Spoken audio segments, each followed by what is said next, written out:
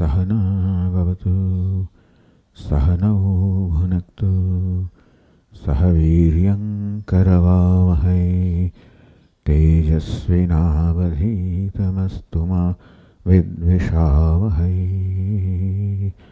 Om Shanti Shanti Shanti. Om Purnamadah Purnamidam Purnat Purnamudachyate Purnasya Purnamadaya Purnameva viśiṣyate. Om Shanti Shanti Shanti.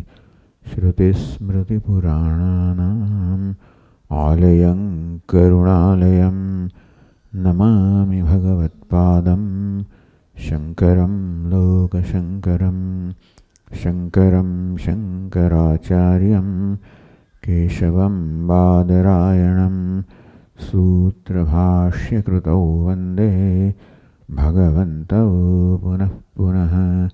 Ishvaro Gururatmeri Murti Bheda Vibhagine Vyomavadvyapta Dehaya Dakshinamurtaye Namaha. Om Parthaya Pratibodhitam Bhagavata Narayanena Swayam Vyasena Grasitam Puranamanina Madhye Mahabharatam Advaitamritavarshinim Bhagavatim Ashtadashadhyayinim Ambatvamanusandathami Bhagavad Gita Bhavadveshinim Yam Brahma Varunendra Rudra Marutaha Stunvanti Divyaistavaihi Vedai Sangapadakramapanishadaihi Gayantiyam Samagaha Dhyanavasthitadadgatena manasa Pashyanti yoginaha Yasyantanna vidussura suraganaha Devaya tasmai namaha.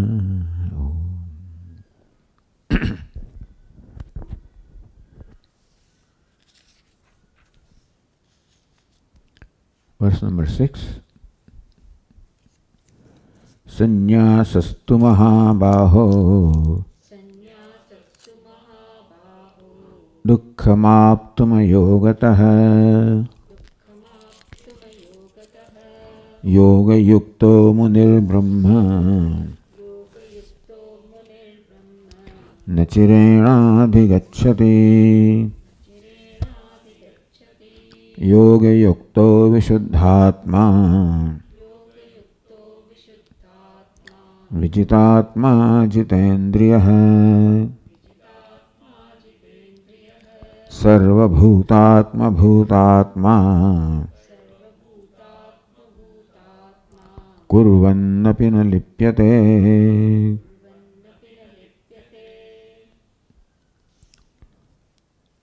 Here in the weekend Gita classes, we are in the 5th chapter of the Bhagavad Gita, which is called the karmasaṃnyāsayogaḥ,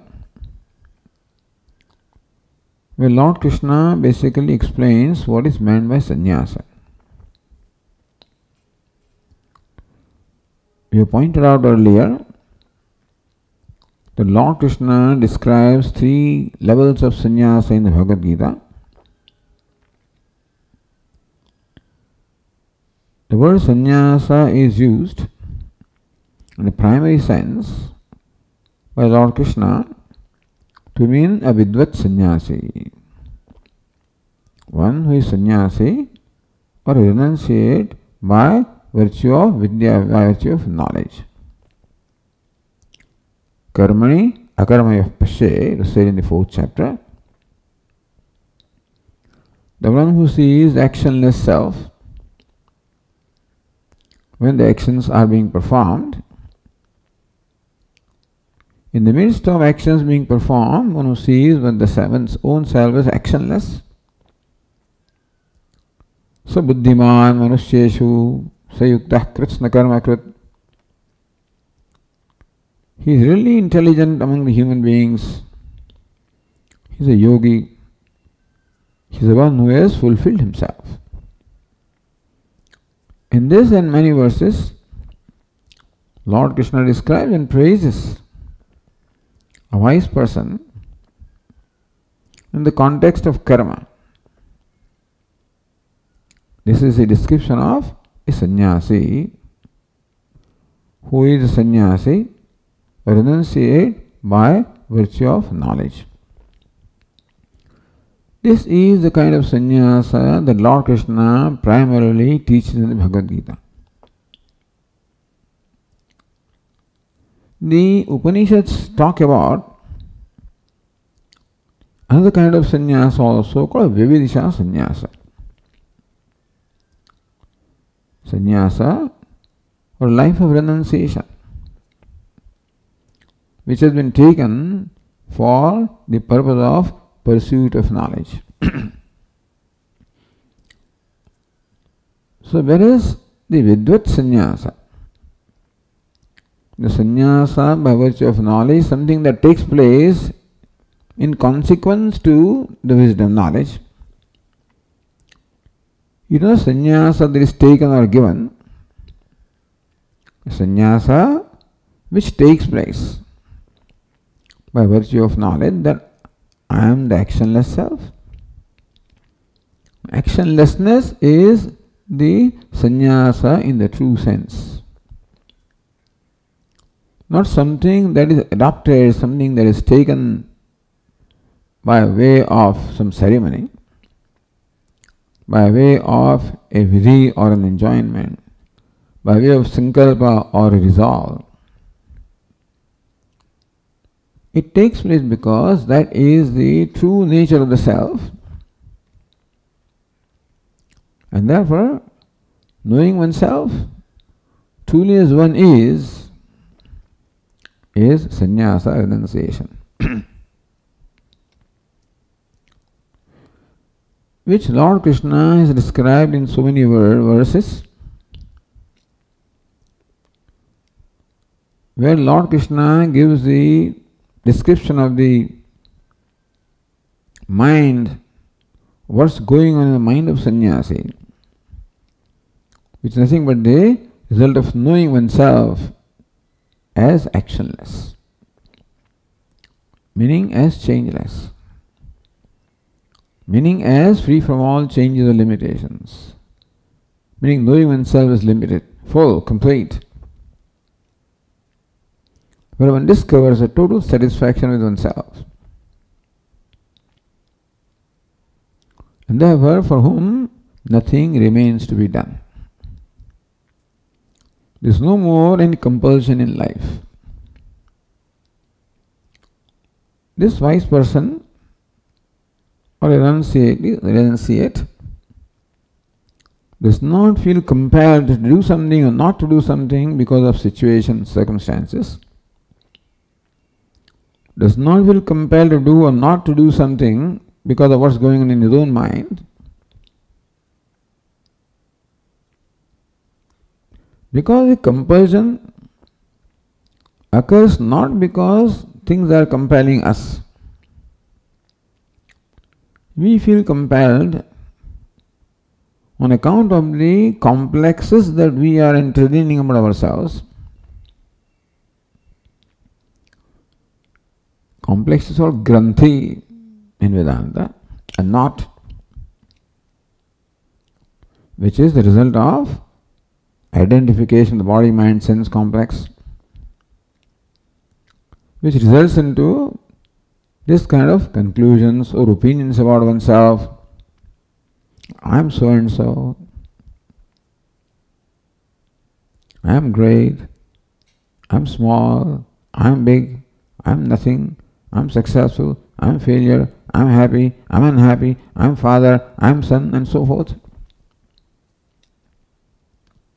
It's only when one entertains this kind of notions or complexes about one's own self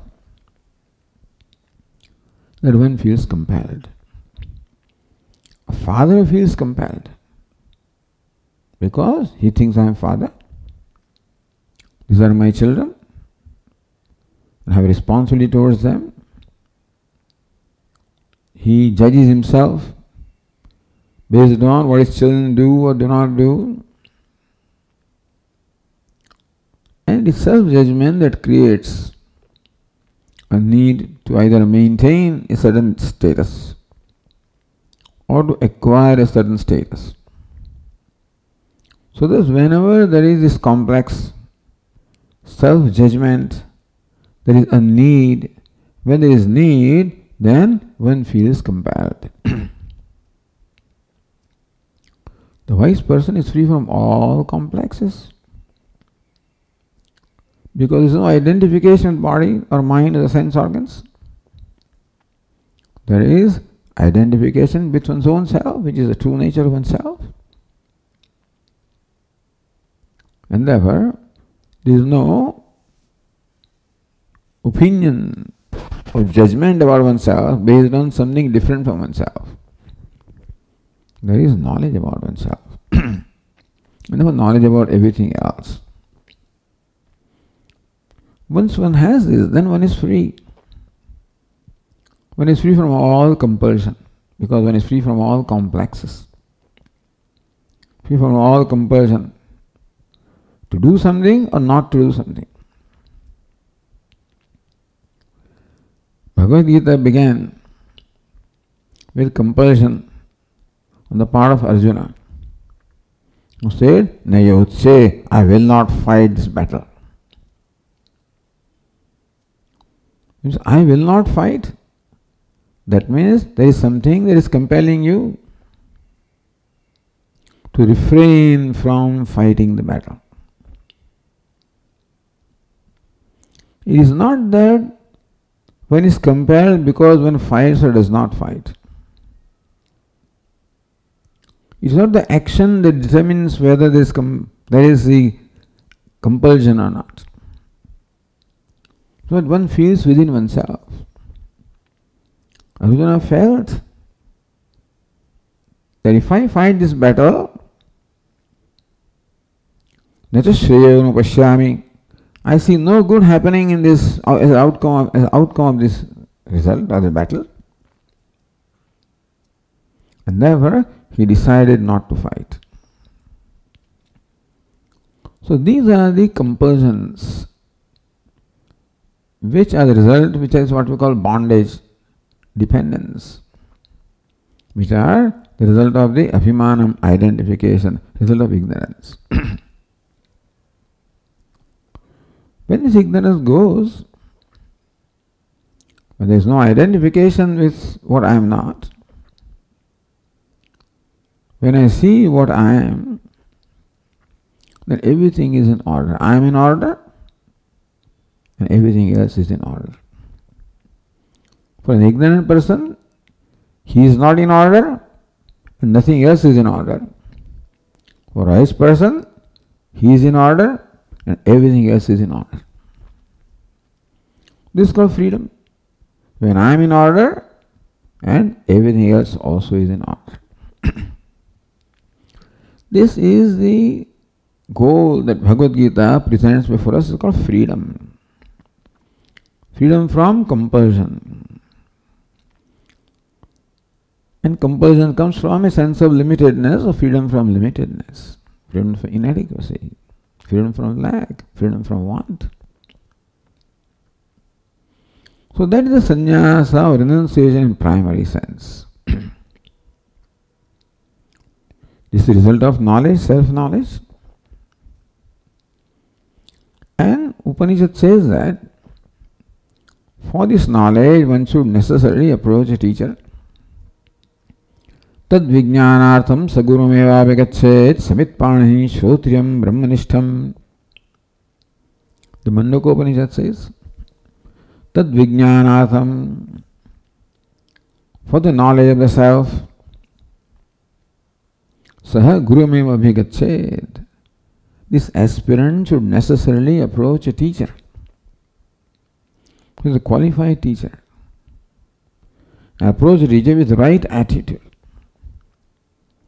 In the Bhagavad Gita also it was said in the 4th chapter, Tadvidhi pranipatena pariprashnena sevaya. Pranipata, the long prostration represents the right attitude. Sevaya, serving the teacher, represents the devotion. Pariprashna, asking the right question at the right time, shows the jñeyaḥ, the desire to know. So when an aspirant is like this, then he or she must approach a teacher. And when the teacher finds this person is suitable, is qualified, is deserving, upadekṣanite jñānam jñāniṇah tattvadadandi jñāniṇah tattvadashiṇah. The learned and wise people will definitely impart knowledge to you. Therefore, knowledge takes place when one undergoes a certain process. Atmāvara drashtavyah, śrotavyah, mantavyah, nityasaṃ. Sri Yajnavalkya says to Maitreyi, Hey Maitreyi, Atmāvayara drashtavyah. Atma, the self, must be seen, known as an immediate reality of yourself. Sir, how do I know the self? Śrotavyah, mantavyah, nityasaṃ. You must listen to the unfoldment of the self from a competent teacher who unfolds the nature of self based on the statements of the Upanishads. Śrotavyah śravanam, which is the process of deliberation upon the meaning of the statements of the Upanishads. Mantavyah, that knowledge that one has gained from shravanam, listening to teacher, should be made free from all doubts with the help of supporting reasoning or logic, what's called mananam. Meaning the self must be reflected upon. Nityasayogaḥ. And then one must overcome the habitual error of identification to gain an abidance in this knowledge. This is the process of gaining a knowledge that the Upanishad describes, where the student necessarily needs the grace, the guidance, the support, the care of a wise person, of a teacher. And it's a process extending over a period of time, during which time the aspirant lives with the teacher, at the feet of the teacher. Which means that that person has given up all other commitments, all other responsibilities, all other claims. And in the Vedic times, this could be possible only when one adopted the life of a renunciate. So this is the renunciation that is adopted by will. The vidvat saṃnyāsa, renunciation by virtue of knowledge, takes place. Where is the saṃnyāsa, renunciation, adopted for pursuing the knowledge, for shravanam, mananam, nididhyasanam, is taken by will. One goes through a certain ceremony. There is vidhi or a stipulated ceremony. It's called Vaida Saṃnyāsa. Saṃnyāsa or renunciation, life of a renunciate, adopted by oneself. Of course, imparted by a teacher, specifically for pursuit of knowledge. It's called vividisha sannyasa. Upanishads describe this specifically. Bhagavad Gita makes a mention of it. But when Lord Krishna says, may you know the process by which you can gain the knowledge, you say in the verse 34 of the chapter 4, tadviddi pranipatena pariprashnena sevaya. That is the description of a vividisha sannyasi, who has dedicated himself or herself for the pursuit of knowledge. So this is the second level of sannyasa, which is a means of attaining the primary sannyasa or vidvat sannyasa. A vividisha sannyasi, by subjecting himself or herself to the process of seeking knowledge, ultimately becomes a vidvat sannyasi, a renunciate by virtue of knowledge. So these are the two levels of sannyasa known in the Upanishads. Vidvat sannyasi is also called jivan mukta, liberated while living. In the Bhagavad Gita, Lord Krishna also talks about the third level of sannyasa, which is not sannyasa or renunciation by virtue of knowledge, nor is it renunciation as a way of life by virtue of vidhi or by virtue of a process or will or a ceremony. It is sannyasa or renunciation which is a state of mind or disposition of mind. Here, Lord Krishna said, jñeyaḥ nityasaṃnyāsī yo na dveṣṭi, third verse, jñeyaḥ nityasaṃnyāsī yo na dveṣṭi kāṅkṣati. Yo na dveṣṭi kāṅkṣati. One who is free from dvesha and akanksha, dvesha and raga, attachment and aversion. He should be known as sannyasi. So this person is not sannyasi renunciate in form because he is active, he is performing his duties. Usually a sannyasi is the one who has renounced the duties. But Lord Krishna talks of a sannyasi who is performing the duties and he is still extolled as a sannyasi because he is sannyasi in making. Meaning that if one performs the actions, the duties,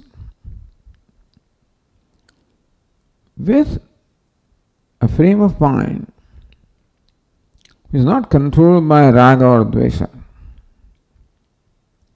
action is not impelled or compelled by attachment or aversion, and action is not compelled or impelled by a personal agenda,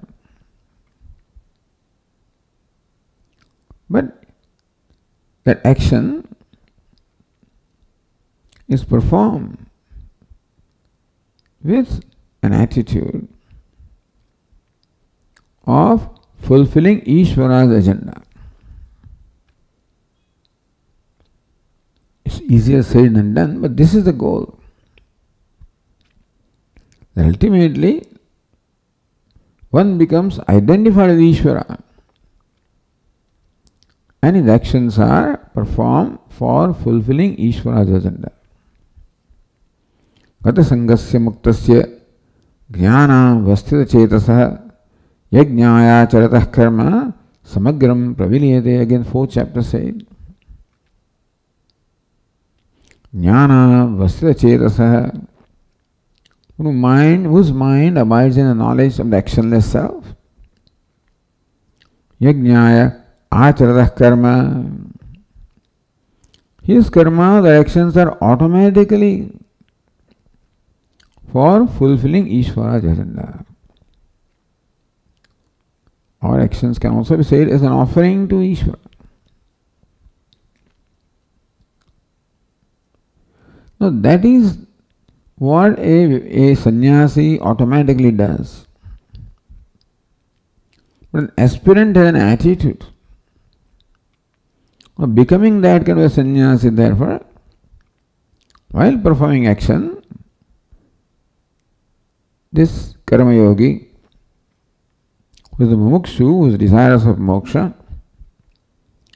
tries to maintain that attitude of offering his or her actions to Ishvara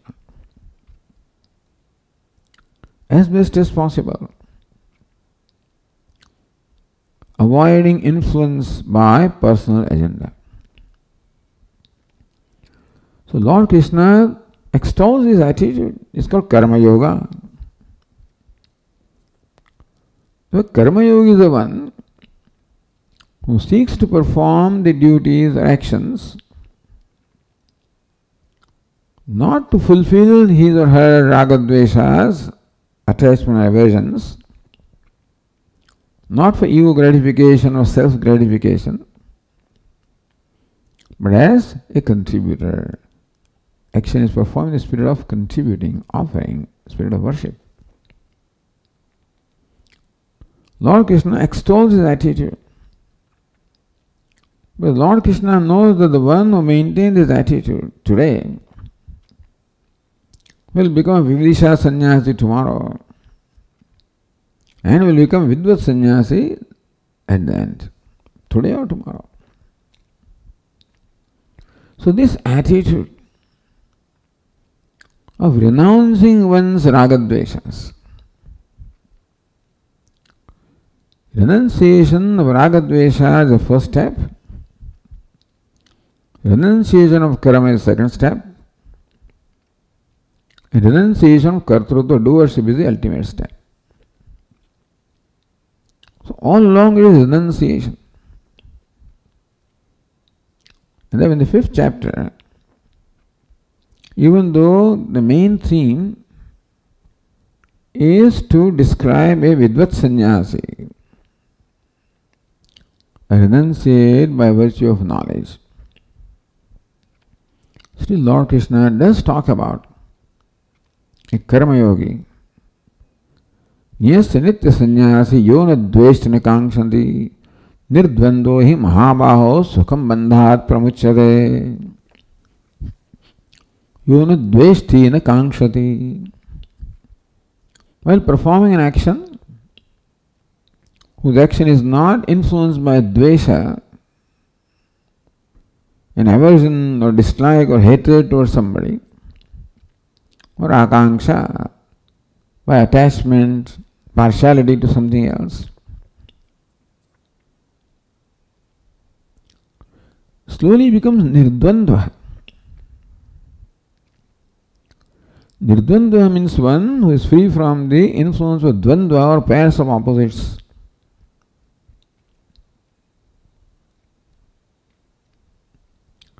So raga and dvesha, attachment and aversion, stand for all the dvandvas, all the pairs of opposites. And thus, the karma yoga is a value of becoming free from the pairs of opposites called raga dveshas. Because he recognizes that is raga dveshas compel me. They control me. They bind me. And therefore, I must become free from raga dveshas. As a preparation for becoming free from ultimate bondage, ignorance.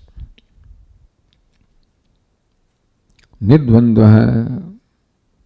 Lord Krishna says, thus we essentially become free from the influence of raga dveshas. Sukham bandhāt pramuchyate. The main obstacle to knowledge has several obstacles, but the very important obstacle is this raga dvesha. Because both attachment and aversion, both of them keep the mind away from the self. Attachment also makes the mind directed towards the object of attachment. And aversion also makes the mind directed towards object of aversion. Thus both attachment and aversion, raga and dvesha, pull the mind away from the self. And when the mind is away from the self, certainly that mind is not ready to know the self. For knowing the self, the mind should be centered towards the self. Abiding, it must be inward looking. And only when the mind is free from raga dveshas, that the mind becomes inward looking, which is the true nature of mind actually. The raga dveshas are not the nature of the mind.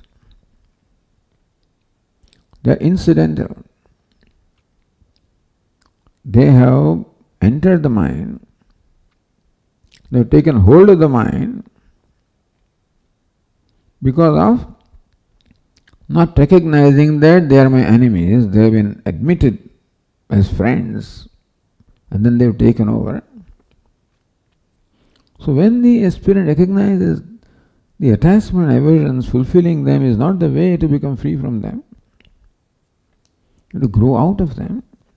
And so he has adopted this attitude, karma yoga, and lives the life.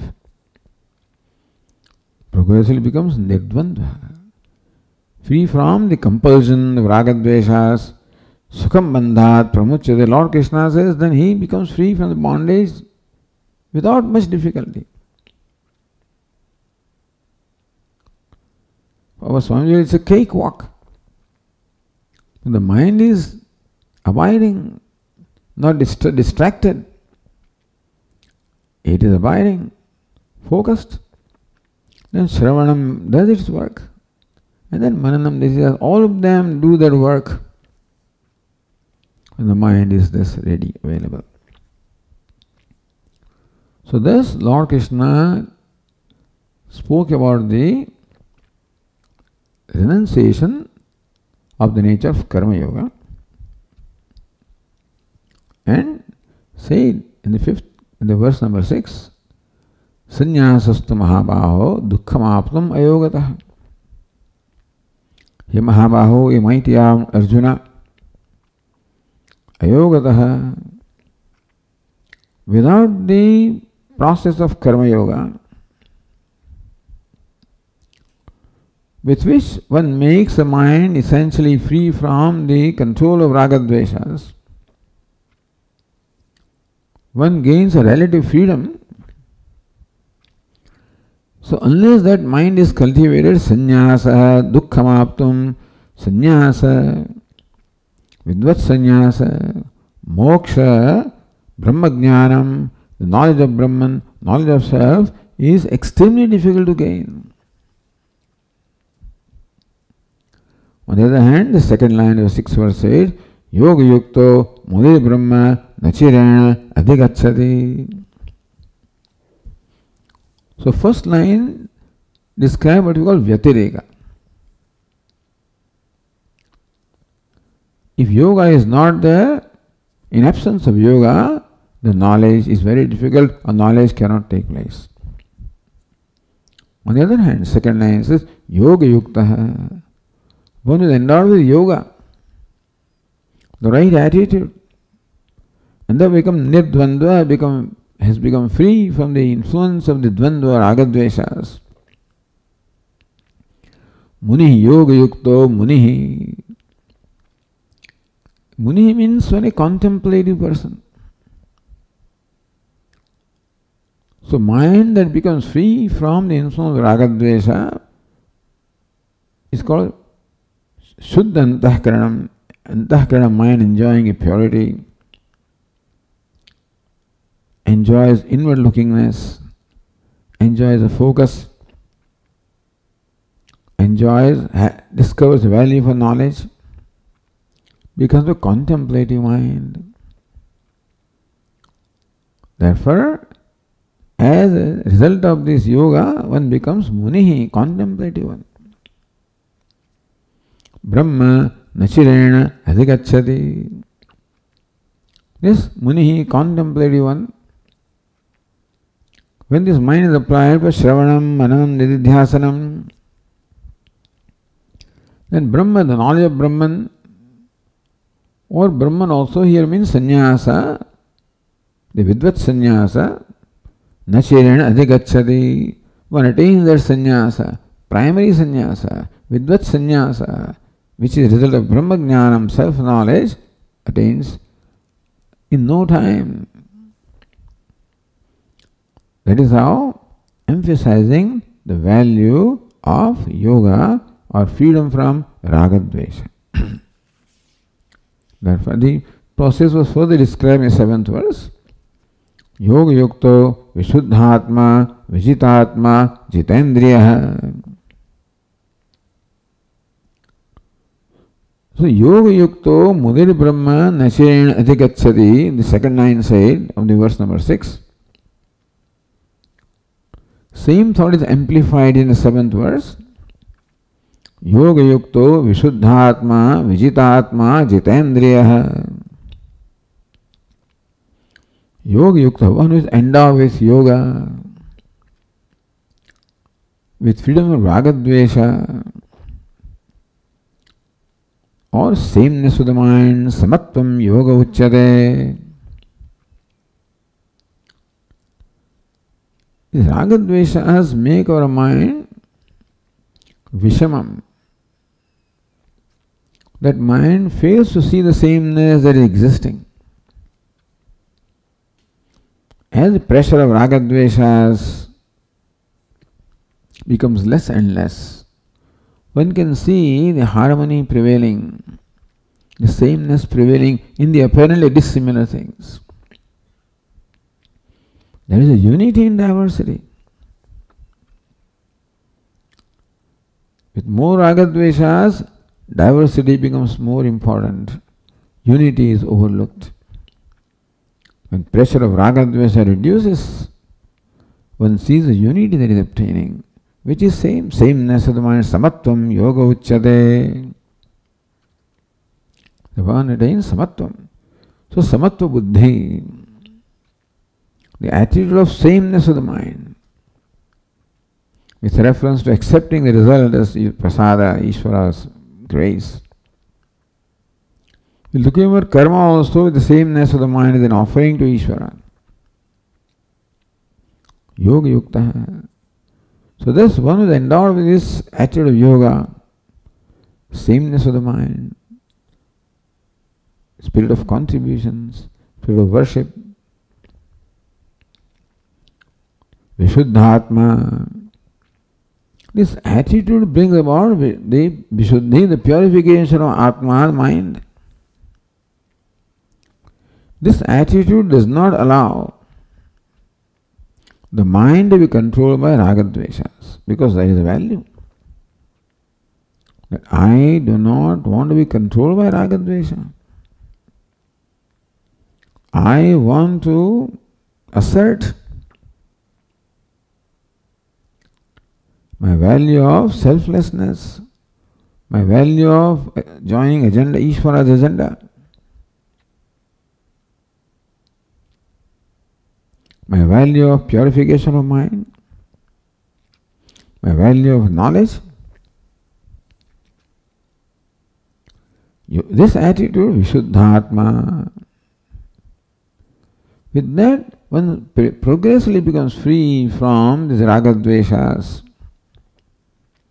which stand for all impulses, by the way, kama, krodha, anger, jealousy, greed, competitiveness, etc., etc. All of these are impurities. Grief, sadness. Vishuddhatma becomes free from grief, sadness, depression, jealousies. Because one sees the sameness which is existing in me and elsewhere also.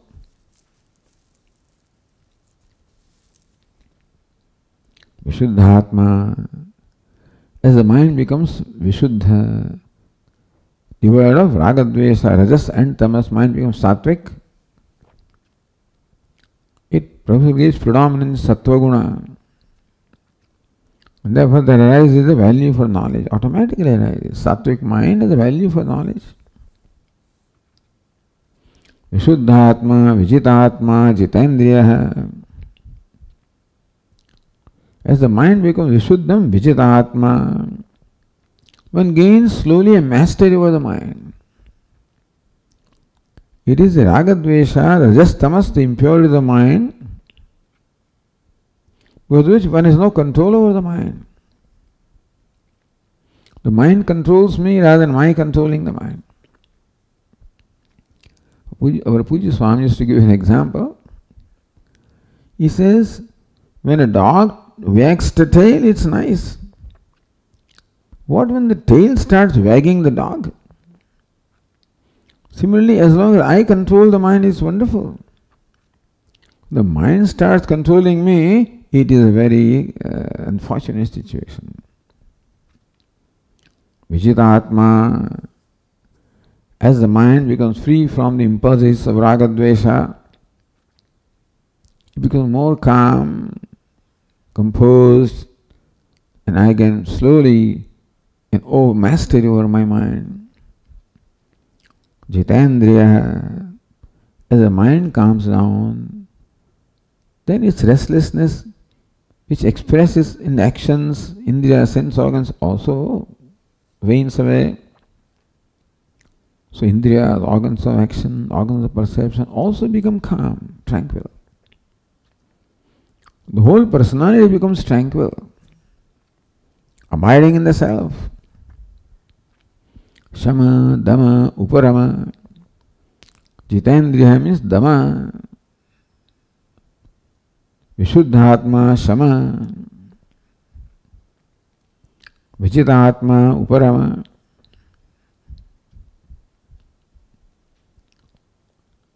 As a result, sarvabhutatma bhutatma kurvannapi nalipyate. You presume that a few steps are involved here. That an aspirant like this does take resort to the teacher, refuge of teacher, and undergo the process of shravanam, manam, nididhyasanam, because of which knowledge takes place. What's the nature of knowledge? Sarvabhutatma bhutatma kurannapi nalipyate. Sarvabhutatma bhutatma. He knows his self as the self of all the beings. Sarvabhutatma bhutatma. He knows his own self as the self of all the beings. He sees himself one non-dual reality, free from all duality, divisions, limitations.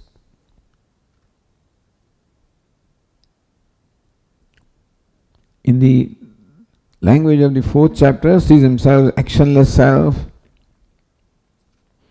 Kurvannapi nalipyate. Even while performing the action. It's present participle. Kurvan, while performing the action. Nalipyate, does not become tainted by the action. Does not become bound by the action. Meaning that action does not produce reaction. Otherwise, action produces reaction in the form of karma phala, a result of the action,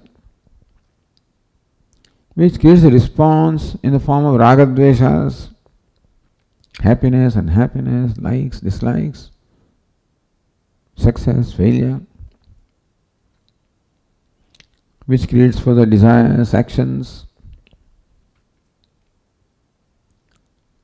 This is how action is said to taint one, bind one. Action doesn't bind. But this wrong attitude that goes with action is a binding attitude. So normally think that it's thought that karmaṇāṃ baddhyate jantuh. It is said that a jantu, a jivatma is bound by karma.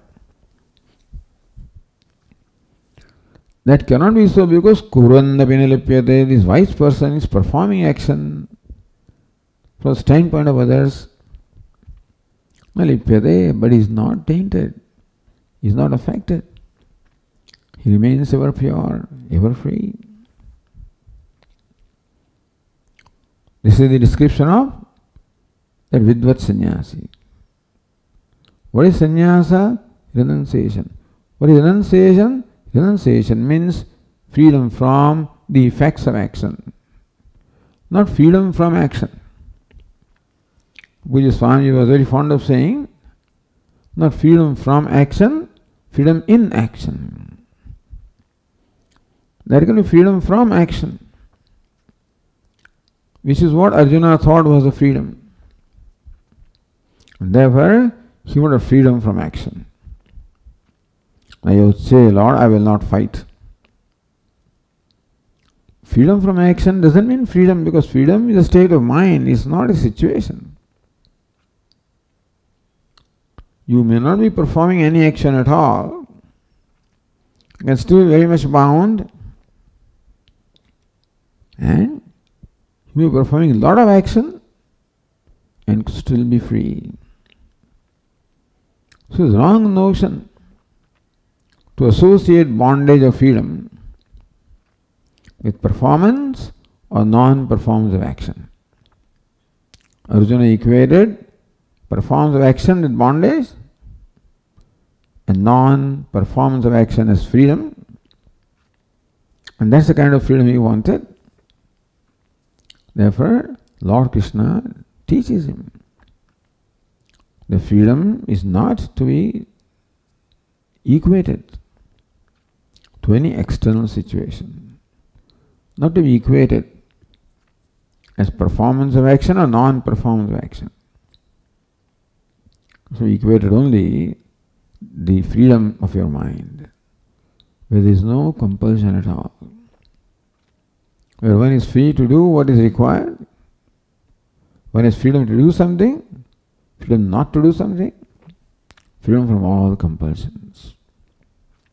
That's the vidvat sannyasi. The second line of this verse number 7 describes the sannyasi that Lord Kṛṣṇa teaches, the sannyasa, the kind of sannyasa that Lord Kṛṣṇa is seeking to teach in the Bhagavad Gita.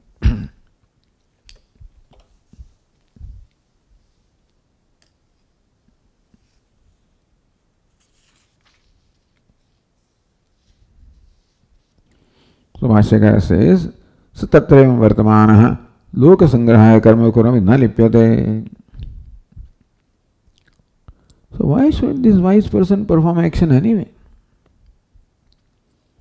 When there is no compulsion to perform action, there is no need to perform action, there is no personal agenda left at all, which is what normally prompts a person to perform an action, the personal agenda. And therefore, the only reason that we know of why we perform action is to fulfill a personal agenda. And this personal agenda itself is bondage. The agenda compels me to do something or not to do something. Through doing something also I seek to fulfill my personal agenda, or not doing something also I want to fulfill a personal agenda. This person is free because he has no personal agenda, or he has become free from the need for a personal agenda. He's quite happy with totally fulfilling Ishvara's agenda. So Bhashyakara says, tatra evam vartamanaha samyak darshi, one who has the knowledge of the self, the true knowledge of the self, yathartha jnanam, one who knows the self as the self is. What is the self? Sarvabhutatma bhutatma. The self of mine is self of all. I am the self of all. All that is Atma, one non-dual self. That's what I am. That's what everything is. And therefore there is no division at all of self and non-self also in the vision of the wise person. And therefore there is no agenda. then why should he? Therefore, there is no need for this person to perform action. Loka sangrahaya karma kurvannapi. His karma or action was loka sangraha, for the well-being or welfare of the people. So Swamiji, you say that he doesn't see the second one? True. He doesn't see the second one. We recognize that people see the second one. People do not have this knowledge. But they have personal agendas. And very often, in the process of fulfilling personal agenda, people compromise values, compromise dharma, compromise righteousness. When dharma is compromised, righteousness is compromised, then what sustains the harmony in the society gets compromised. Then there is disharmony in the society, there is unhappiness in society. So what Lord Avatara does, dharma samsthāpanāthāya sambhavāmi yuge yuge, Lord Krishna is dharma samsthāpanāthāya, for establishing rule of dharma, establishing rule of righteousness. Wise person is not avatara. He doesn't possess the kind of power that an avatara possesses. But he possesses the same vision he does possess. Same compassion he possesses. Same spirit of self-offering he possesses. A karmayogi performs action with an attitude of offering the self. The attitude is culminated into the nature for a wise person. That effortlessly wise person performs action as an offering. What is offering? That which will be for the welfare of the people. Because that is Ishvara's agenda. The wise person's agenda is Ishvara's agenda. Ishvara's agenda is the well-being of the whole universe. Loka sangrahaya karma kurvannapi na lipyate. We find that the wise person also is performing action for what? Loka sangrahaya. Without any personal agenda, to fulfill agenda of the universe, agenda of Ishvara. Na lipyate karma vihi na badhyate ityartha. It is the personal agenda. It is a selfishness, self-centeredness that binds person. Karma does not bind. This attitude of self-centeredness, attitude of helping oneself even at the cost of others. It is not possible to fulfill one's own agenda without hurting the agenda of someone else. Not possible. Because my personal agenda will not necessarily coincide with the agenda of others, and therefore to fulfill my agenda, I will knowingly or unknowingly trample upon the agenda of others. And therefore, some violence is always involved in fulfilling self-agenda. Therefore, this is a totally non-violent person who has no self-agenda. As a result of discovering the true nature of self. And therefore, even though performing karma, it is not karma or action that binds a person.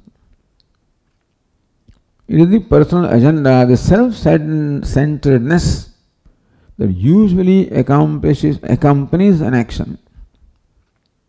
It is the selfishness that usually accompanies an action. That is what binds. Action doesn't bind. But what happens is when a person is about to perform the action, the personal agenda, the self-centeredness surfaces right away and attempts to control the person and his action. This person is free from self-agenda because the agenda is fulfilled.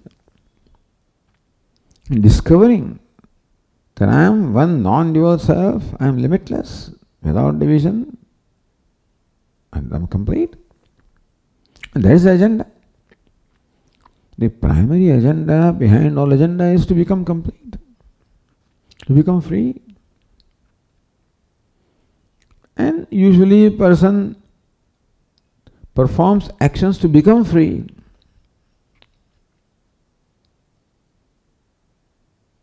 Whereas freedom is not to be achieved by becoming, freedom is to be discovered as an existing fact.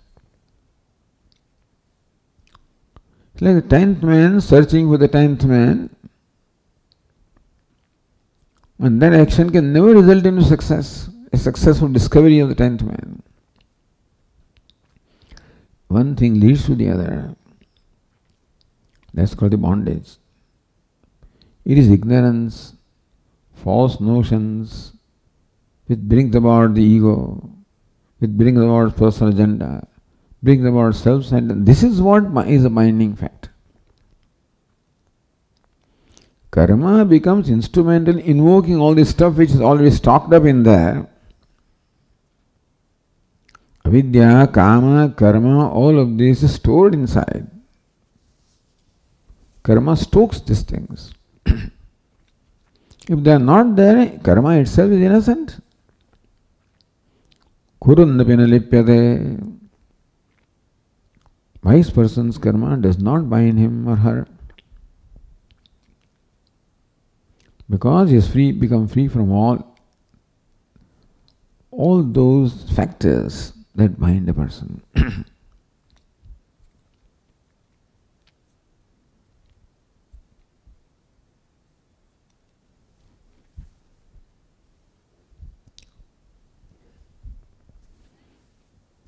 So says Anandagiri, karmaṇ angikritya tahi asya vidusho bandho nasti.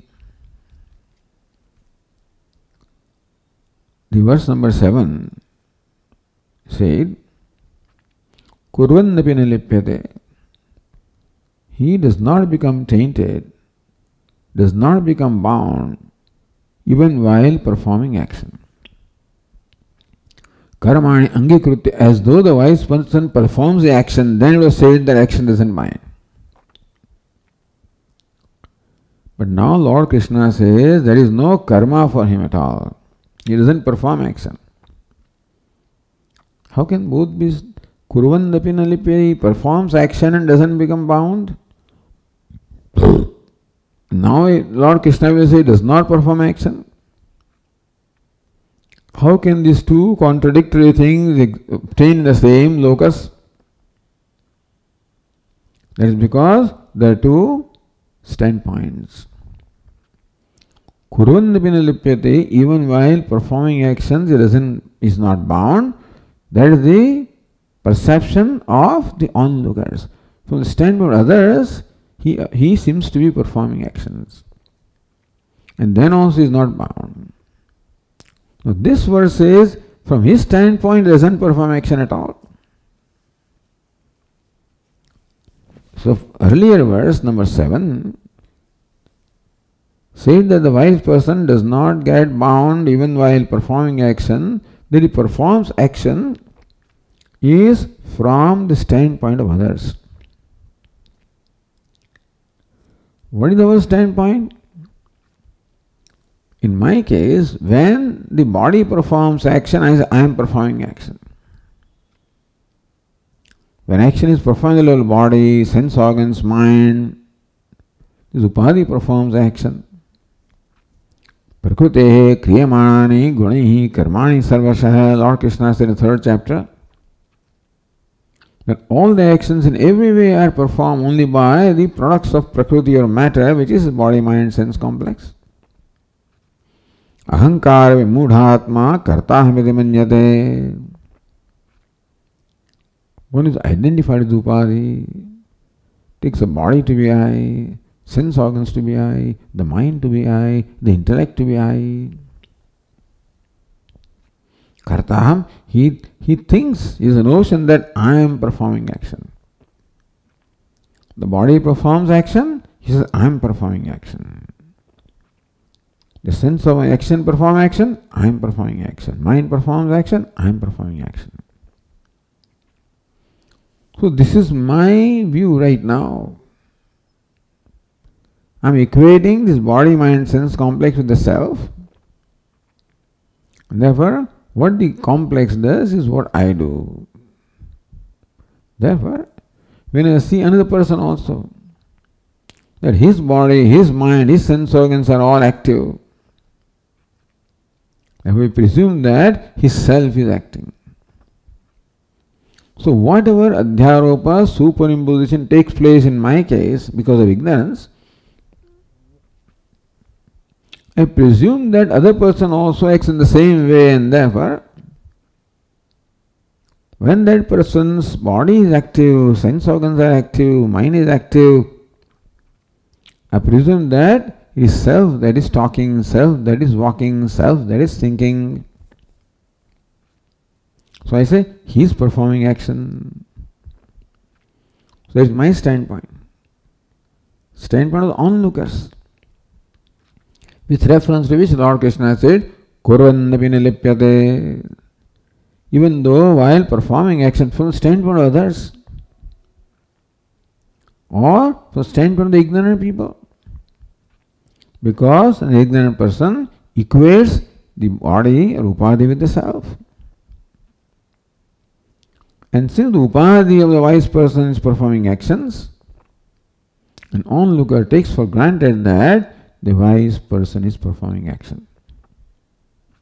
So Lord Krishna says, even when someone thinks that this person is performing actions, nalipyate, he is not bound by them. Then why is action performed? Loka sangrahaya, as an offering to Loka, offering to Ishvara, offering to universe, for the well-being of the universe. Then what is his own standpoint? So standpoint of the wise person is described in the verses 8 and 9. So let us read them. Naiva kinchit karomiti to manyeta tattvavita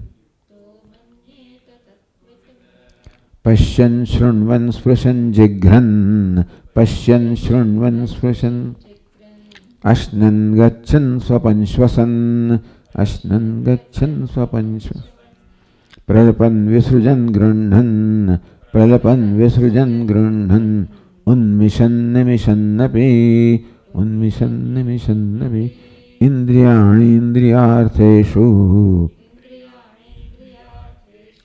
Vartanta iti dharayan.